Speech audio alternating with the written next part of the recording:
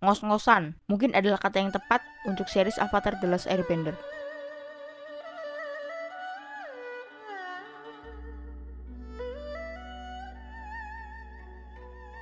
Halo semuanya, gue Wahyu Seno. Kali ini gue akan membahas series live action Avatar The Last Airbender yang menurut gue oke lah daripada sebelumnya Aang Sad Boy. Gue adalah orang yang suka sama animated series dari Avatar The Last Airbender. Dulu gue nontonnya di TV dan jam nontonnya pas gue mau berangkat sekolah. Jadi banyak yang keskip, tapi untungnya ada streaming service dan akhirnya gue rewatch lagi. Pas gue nonton series live action ini, gue udah banyak lupa sama book 1 atau mungkin kecampur sama book 2 atau 3. Jadi gue akan membahas dari segi live actionnya aja. Mungkin akan gue compare sama animated series sesuai yang gue ingat. Di episode 1, gue ngerasa cukup puas dengan bagaimana live action ini dieksekusi. Pemilihan cast Aang yang cocok banget, penggambaran kuil udara yang keren banget, dan build story yang menurut gue nggak diceritain di animasinya. Di episode 1 ini, masih di era Fire Lord Sozin, kalau nggak salah pokoknya sebelum Ozai, peristiwa yang menjadi cikal bakal statement negara api menyerang.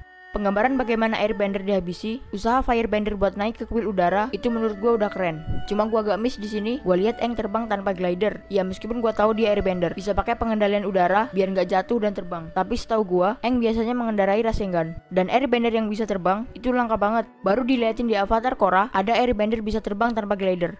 Di animasinya, Fire Nation melakukan penghabisan para pengendali udara di masing-masing kuil udara yang berbeda. Sedangkan di live action berbeda. Di sini diperlihatkan para airbender kebetulan sedang berkumpul untuk acara melihat komet dan di situ mereka semua dihabisi. Lanjut Aang kabur, beku dan ditemuin Katara dan Sokka.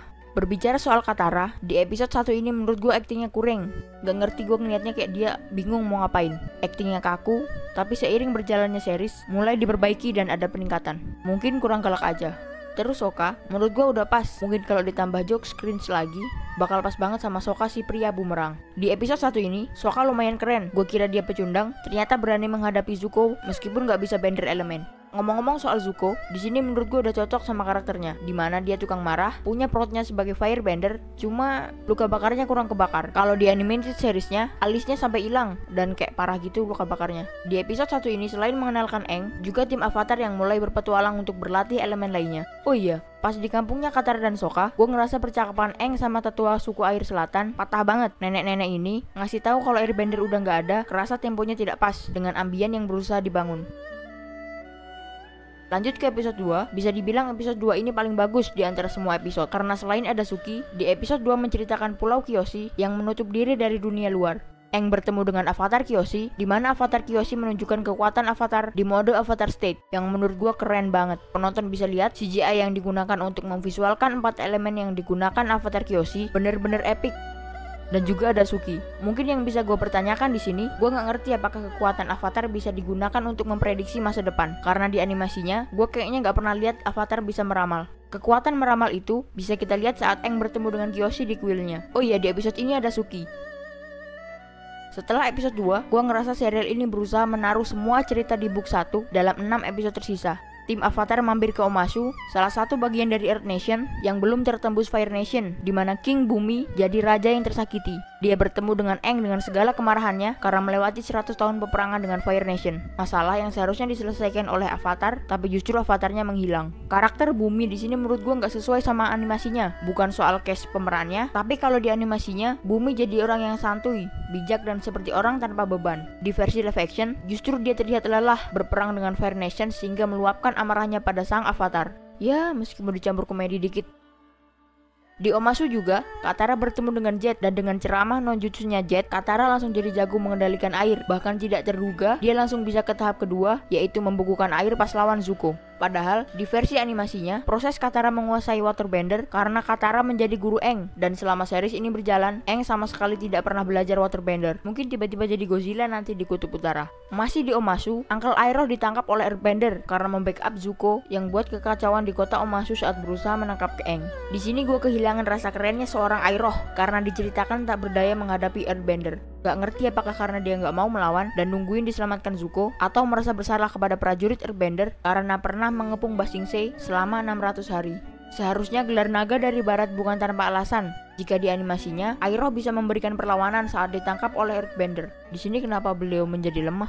Berbicara soal Iroh, penceritaan backstory anaknya yang udah nggak ada seharusnya bisa diceritakan nanti di book 2 sehingga nggak merusak karakter Iroh seperti ini. Padahal case-nya udah bagus banget. Gue suka bagaimana series ini menggambarkan Omashu, bagaimana orang-orang di sana, bangunan-bangunan di Omashu, seluncuran-seluncuran ikonik dari Omashu, dan juga cerita berlanjut di mana Aang bertemu dengan Koh the Face Stealer yang justru jadi the kidnapper karena menculik Katara, Sokka, dan beberapa penduduk di situ. Gue agak bosan di sini karena ceritanya yang bertele-tele, backstory-nya Katara dan Sokka yang diangkat lagi, yang menurut gue kayaknya udah cukup deh diceritain di Omashu dan gak perlu diangkat lagi. Terus yang paling mind blowingnya, Aang pergi ke kuilnya Roku cuma pakai glider. Gua nggak ngerti terbang ke kuilnya Roku yang seharusnya jauh bisa secepat itu dan bisa ditempuh cuma pakai glider. Padahal di cerita-cerita sebelumnya, Aang kemana-mana selalu naik apa. Dan glider menurut gua nggak bisa buat terbang karena namanya aja glider, harusnya cuma buat seluncuran aja nggak sih?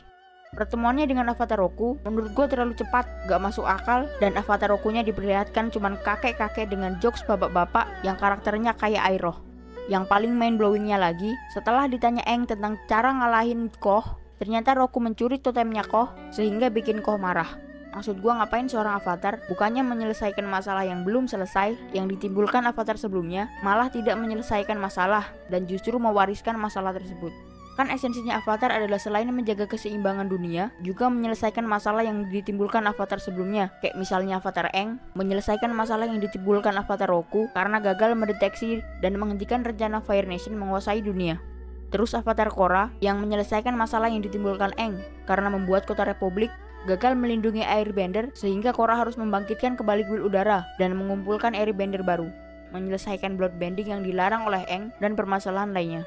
Di sini gue gak ngerti kenapa Roku mencuri totem dan tidak menyelesaikan masalah. Dan seinget gue, Koh itu udah ada di zamannya Avatar Rokuruk. Dan ending dari arc ini adalah dibalikinnya totem yang dicuri Roku dan masalah selesai. Dan tim Avatar kembali melanjutkan perjalanan. Maksud gue kalau totemnya dibalikin aja masalahnya selesai, kenapa Roku mencurinya? Atau ada yang gue skip? Komen di bawah. Cerita yang bertele-tele dengan penyelesaian masalah yang begitu saja. Pakai acara diculik Zuko, terus dibawa Zhao, dan drama penyelamatan Aang dan Zuko terjadi. Menurut gue ini cerita yang membosankan dan bertele-tele. Berbeda dengan versi animasinya, penculikan oleh roh itu seharusnya dilakukan oleh roh hutan. Aang bertemu dengan Koh untuk mencari informasi tentang roh bulan dan pertemuannya dengan Roku, kalau nggak salah di book 3. Dimana Aang bertanya kepada Roku tentang kapan komet Sojin muncul, sehingga pertarungan terakhir antara Aang dan Ozai terjadi. Setelah cerita membosankan tadi selesai, mereka sampai di Kutub Utara, di mana penyerangan Fire Nation yang dipimpin oleh Zhao terjadi.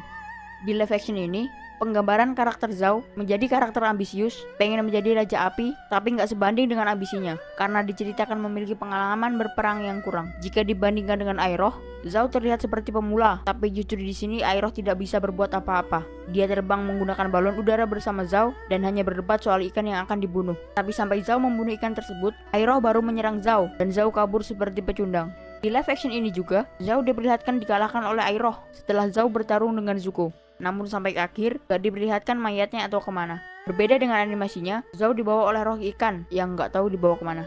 Dalam insiden ini, pacarnya Sokka nggak jelas banget. Saat Aang nyeburin diri ke kolam dan menjadi Godzilla, pacarnya Sokka ini bilang, Aang sudah tidak ada dan tidak bisa kembali. Lalu tiba-tiba muncul ide dari Iroh, kalau nggak salah untuk menggunakan kekuatan rohnya, supaya Aang bisa kembali. Dan tiba-tiba pacarnya Sokka ini mengiyakan ide tersebut, dan dia mengorbankan diri menjadi ikan.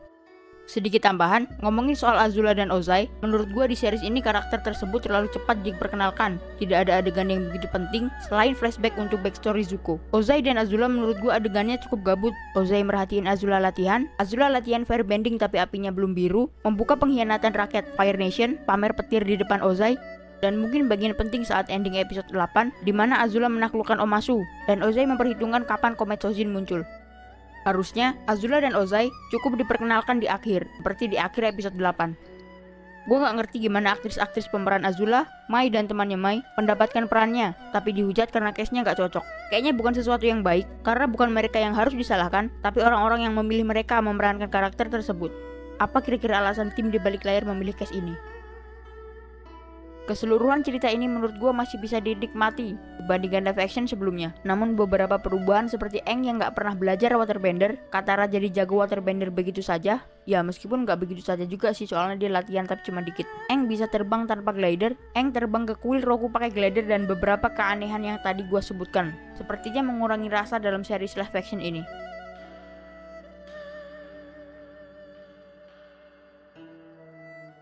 Oke, mungkin itu aja pembahasan gue kali ini. Kalau ada yang salah kasih tahu gue di kolom komentar di bawah, dan sampai jumpa di video lainnya.